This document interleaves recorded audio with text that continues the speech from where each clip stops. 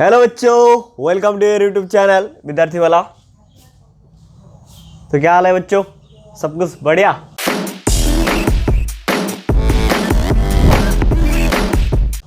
चलिए आज पढ़ते हैं preparation of alkene from carboxylic acid. From इसके पहले दो वीडियो मैंने डाल दिया, एक वीडियो डाला उसमें है दो प्रिपरेशन है। ये नंबर 3 फ्रॉम कार्बोक्सिलिक एसिड। पहला डीकार्बोक्सिलेशन। अब डीकार्बोक्सिलेशन क्या है बच्चों? When sodium salt of carboxylic acid is heated with soda lime, it gives alkane. The number of carbon atom in the alkane is lower as compared to that of carboxylic acid. मतलब carboxylic acid में जितना carbon होगा उससे कम number वाला एक alkene produce होगा। कहा? Decarboxylation में। चलिए बच्चों देखते हैं। यह हमारा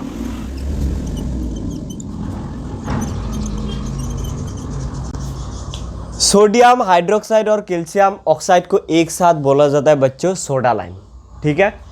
अब ये है sodium salt of carboxylic acid. कौन सा एसिड? 1 2 3, मतलब sodium salt of propanoic acid और सोडियम प्रोपानोएट।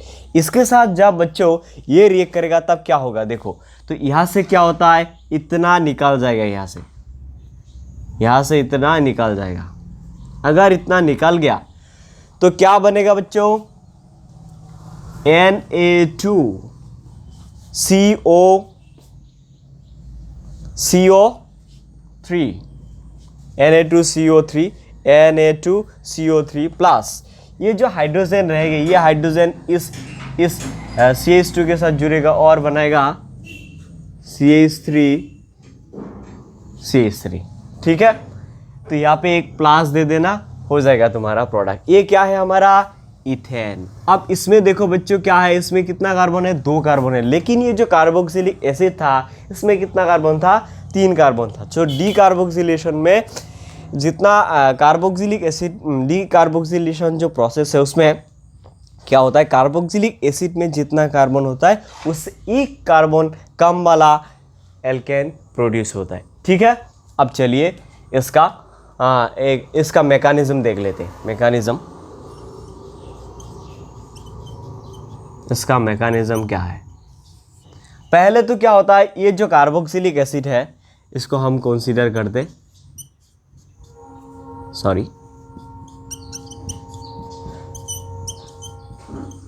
इसके साथ रिएक्ट करेगा OH minus base. OH minus कहाँ से मिला? ये सोडियम हाइड्रोक्साइड का OH माइनस। अब देखो बच्चों क्या है, ये होता है डेल्टा निगेटिव, ये डेल्टा पॉजिटिव, ये डेल्टा निगेटिव। क्यों? क्योंकि ऑक्सीजन का इलेक्ट्रोनेगेटिविटी ज़्यादा, इसीलिए डेल्टा निगेटिव ये होगा डेल्टा पॉजिटिव। अब क्या है, ये OH माइनस आके इसके साथ जुड़ेगा। क्यों? ये डेल्टा पॉजिटिव में आके OH माइनस जुड़ेगा और ये इलेक्ट्रॉन यहाँ तक चला जाएगा। और इसके बाद क्या मिलेगा हमें? देखिए CH3 CH2 C double bond O, ये माइनस बन जाएगा। यहाँ पर आ गया एक OH और ये हमारा ONA। फिर ये फर्स्ट स्टेप। सेकेंड स्टेप में क्या होगा? सेकेंड स्टेप में ये ऑक्सीजन वापस इस बॉन्डिंग में आ जाएगा और ये पार्ट यहाँ से निकल जाएगा। तो फिर क्या होगा?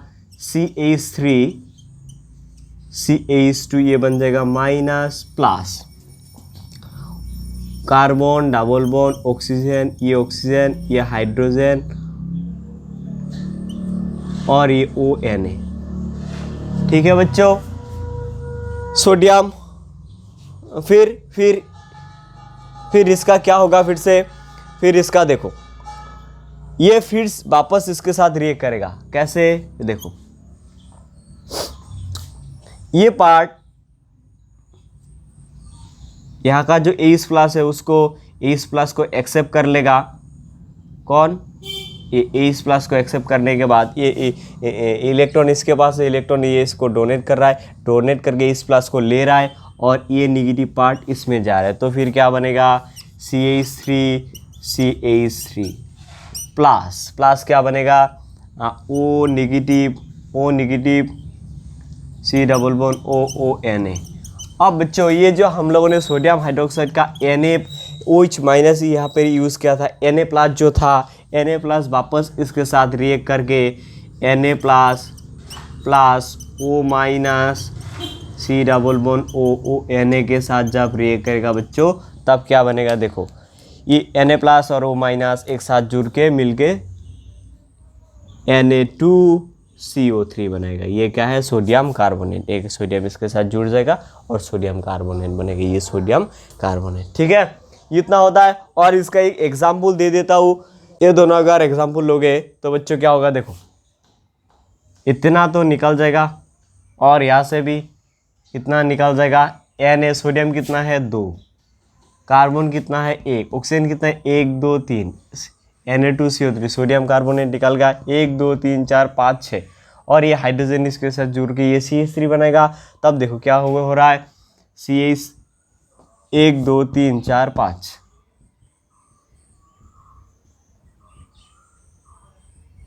और ये बन गया पेंटेन, और ये हमारा सोडियम कार्बन। यहाँ से भी उसी तरह ये हाइड्रोजन इसके साथ जुड़ने के बाद बच्चों क्या होगा, CH3, यहाँ पर CH3 बनेगा, यहाँ पे हाइड्रोजन, यहाँ पे CH3 बनेगा। देखो CH2 के साथ एक हाइड्रोजन जुड़ने के बाद प्लस Na2CO3। ओके, ठीक है।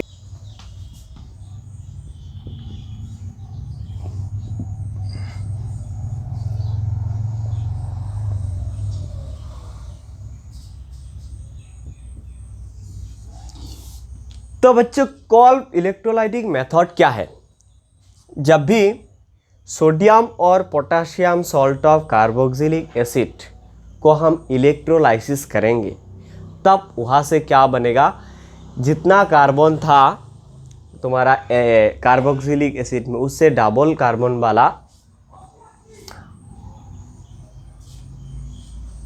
मतलब जितना एल्काइल ग्रुप था उतना डबल एल्काइल ग्रुप वाला क्या बनेगा, जितना एल्काइल ग्रुप था उससे डबल एल्काइल ग्रुप वाला तुम्हारा एल्केन बनेगा। फिर से an aqueous solution of sodium और potassium salt of carboxylic acid on electrolysis gives you alkane and this process is called Kolbe electrolytic method. अब देखिए इसका एग्जाम्पल लेते हैं। अगर ऐसा है,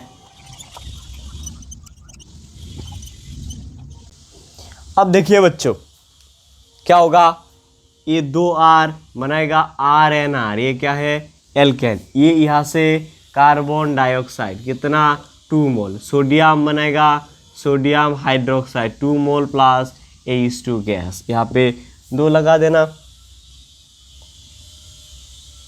2 2 4, या उसी तरह यहाँ पे 2 लगाने के बाद क्या बनेगा CH3 CH3, ये 2 CH3 कार्बन डाइऑक्साइड कितना 2 कार्बन डाइऑक्साइड प्लस ये सोडियम हमने पानी के साथ मिलकर बनाएगा 2 sodium hydroxide plus H2 gas.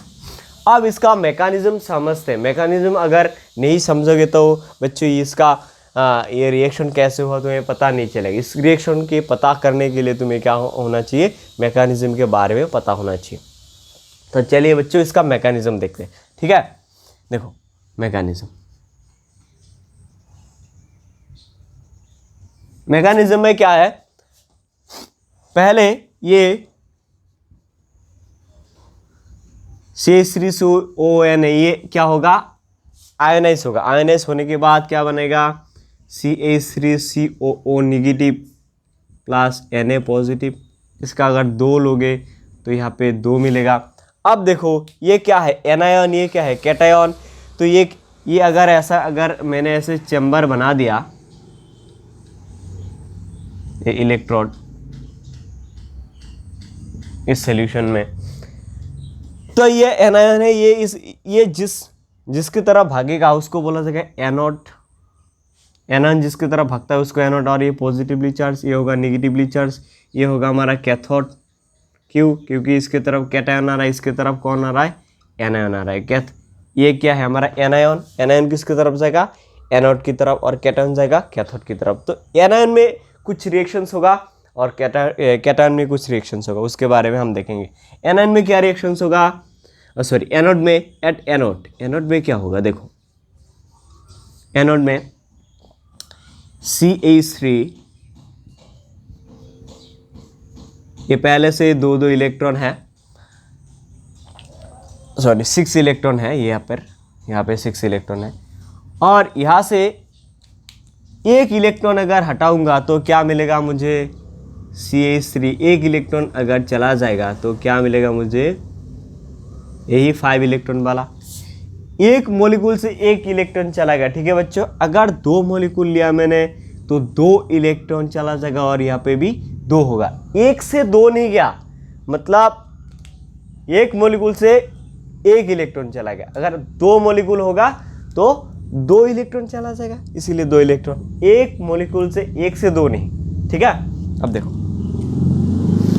फिर ये क्या करेगा, अपने अंदर ही रिएक्ट करेगा। देखो कैसे रिएक्ट करेगा, मतलब अब क्या होगा बच्चों, अब देखो इसका एक इलेक्ट्रॉन इधर आएगा और यहाँ से एक इलेक्ट्रॉन इधर आएगा और बीच में डबल बॉन्ड बन जाएगा और क्या हो जाएगा, कार्बन डाइऑक्साइड। कितना बच्चों, 2 कार्बन डाइऑक्साइड, 2 कार्बन डाइऑक्साइड। ये देखो 2 कार्बन डाइऑक्साइड, ये CO2 है, हाँ ये CO2, 2 कार्बन डाइऑक्साइड बन गया।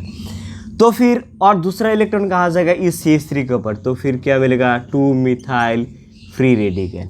अब नेक्स्ट क्या होगा बच्चों, ये 2 मिथाइल फ्री रेडिकल फिर वापस 2 मिथाइल फ्री रेडिकल वापस रिएक्ट करेगा। इतना हो गया, इतना रब कर दे, रब करने के बाद फिर से मैं लिख दूंगा, ओके, ऊपर का रब कर देता हूँ।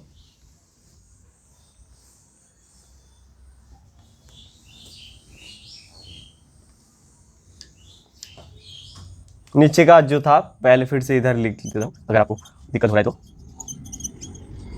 यहाँ से एक इलेक्ट्रॉन इधर, यहाँ से एक इलेक्ट्रॉन इधर, यहाँ से एक इलेक्ट्रॉन इधर, तो फिर 2CH3 methyl free radical plus 2 carbon dioxide, ठीक है। अब देखो बच्चों, ये जो 2 मिथाइल फ्री रेडिकल है, ये 2 मिथाइल फ्री रेडिकल अपने अंदर रिएक्ट करेगा, करके क्या बनाएगा बच्चों, इथेन बनाएगा। ये हो गया हमारा इथेन, ओके। ये हमारा एनोड में हो गया। अब एट कैथोड, कैथोड में क्या होगा, देखो कैथोड में जो 2 इलेक्ट्रॉन छोड़ा, ये 2 इलेक्ट्रॉन सोडियम 2Na+ फॉर्म हुआ था हमारा, 2Na+ के साथ 2 इलेक्ट्रॉन मिलके बनाया 2 सोडियम मेटल। अब ये सॉलिड है, सोडियम मेटल बन गया। ये 2 सोडियम मेटल फिर पानी के साथ रिएक्ट करेगा, H2O के साथ, H2O के साथ रिएक्ट करके 2 सोडियम 2 इलेक्ट्रॉन छोड़ेगा। देखो सोडियम क्या करेगा, फिर से Na+ और 1 इलेक्ट्रॉन छोड़ा, ऐसे 2 सोडियम होगा तो 2 इलेक्ट्रॉन छोड़ेगा। तो फिर बच्चों क्या, 2 इलेक्ट्रॉन छोड़ रहा है, और पानी में क्या होता है बच्चों, OH- एंड H+। अगर 2 पानी लूँगा तो 2OH- और 2H+, 2OH- और 2Na+, ये 2Na+ मिलके बनेगा 2NaOH। और क्या होगा, ये जो 2 H+ है, इसने 2 इलेक्ट्रॉन के साथ मिलकर बनाएगा हाइड्रोजन गैस। ये दो सोडियम ने 2 इलेक्ट्रॉन के साथ मिलकर बनाया हाइड्रोजन गैस, ठीक है, ओके, इतना ही। और इसका 2-4 और एग्जाम्पल आपको लगाने से बच्चा क्या होगा, देखो ये जो ग्रुप है, ये दोनों ग्रुप ऐसे जुड़ेगा और क्या बनेगा, CH3 CH2, ये ग्रुप और CH2 CH, ये दूसरा ग्रुप प्लस, यहाँ से कार्बन डाइऑक्साइड कितना निकल जाएगा, 2 carbon dioxide plus 2 sodium 2 OH से 2 NaOH, और यहाँ से 2 हाइड्रोजन, सॉरी 1 हाइड्रोजन गैस, ठीक है, कर सकते हो, कोई दिक्कत नहीं। इसको सिर्फ ऐसे गलती से ऐसे इस तरीके से मत जोड़ना, कभी भी ऐसे कभी मत जोड़ना। ऐसे जोड़ने का मतलब क्या है बच्चों, इसका ऐसे अगर जोड़ोगे तो इसका मतलब तुम कार्बन का बेइज्जती कर रहे हो। तो कार्बन का बेइज्जती नहीं करना बच्चों। क्यों, कैसे बेइज्जती, क्या 3 4 5 कार्बन का वैलेंसी 5 हो रहा है, हो नहीं सकता, कभी नहीं हो सकता। तो इसीलिए कार्बन का बेइज्जती हमें नहीं करना है, कार्बन को इज्जत भी करना है, तो इसीलिए हम ये नहीं लिख सकते। तो ओके, आज के लिए इतने। अगर आपको वीडियो अच्छा लगा तो लाइक, मुझे पता है आप लोग अच्छे लोग हो, तो दिल से एक लाइक कर दीजिए और शेयर करना मत भूलिएगा, और चैनल को अब तक सब्सक्राइब नहीं किया तो सब्सक्राइब कर लीजिए। Okay, thank you.